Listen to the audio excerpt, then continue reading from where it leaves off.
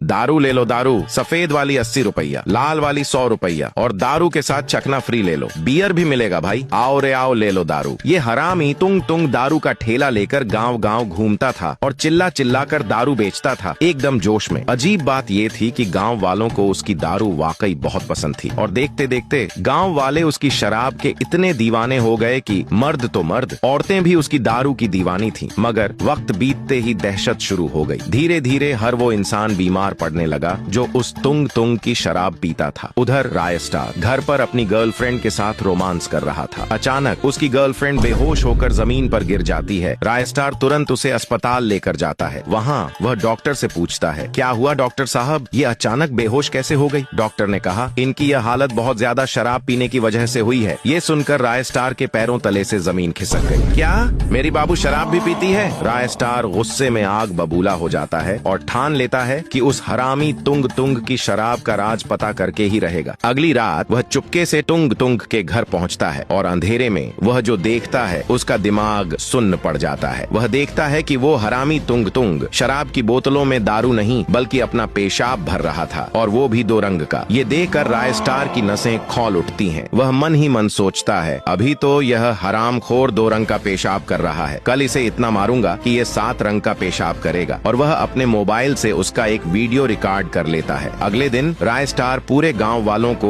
तुंग तुंग की वह वीडियो दिखा देता है। सारे गांव वाले गुस्से से लाल होकर तुंग तुंग के घर पहुंचते हैं। वहां वो हरामी अपने घर में पोटी कर रहा था। तभी उसे बाहर से कुछ लोगों की चिल्लाने की आवाज आती है। वह जैसे ही बाहर आता है तो कुछ गांव वाले मिलकर उसे मारने लगते हैं। क्यों किया तूने ऐसा? तुझे जरा सी भी शर्म नहीं आती क्या? तभी तुंग तुंग रोते हुए कहता है, बहुत साल पहले मैं और मेरे पिता इसी गांव में भीख मांगकर अपना गुजारा करते थे। एक दिन जब मैं और मेरे पिता भीख मांग रहे थे, तभी एक औरत ने हमें भीख दी और आगे बढ़ गई। तभी अचानक उस औरत के सामने एक लड़के ने गाड़ी रोकी और वो उस औरत के साथ जबरदस्ती करने लगा। मेरे पापा ने जब यह देखा तो उन्होंने उस आदमी को रोकने की कोशिश की। इसी बीच दोनों के बीच मारपीट शुरू हो गई। मैंने उस आदमी को रोकने की बहुत कोशिश की लेकिन वह नहीं रुका। आखिर में उस आदमी ने चाकू निकालकर मेरे पापा को मार दिया और उन पर पेशाब करके चला गया। यह सदमा मैं बर्दाश्त नहीं कर पाया और मैंने ठान लिया कि आज जिसने भी मेरे पिता की हत्या की और उन पर पेशाब किया, एक दिन उसका पूरा खानदान इसका हिसाब चुकाएगा। तभी रायस्टार कहता है, मैं मानता हूँ कि तुम्हारे साथ जो कुछ हुआ वह बहुत गलत था, लेकिन इसका मतलब यह नहीं कि तुम किसी एक के की सजा पूरे गांव वालों को दो। अब जाओ जेल में और जिंदगी भर मूतते रहो।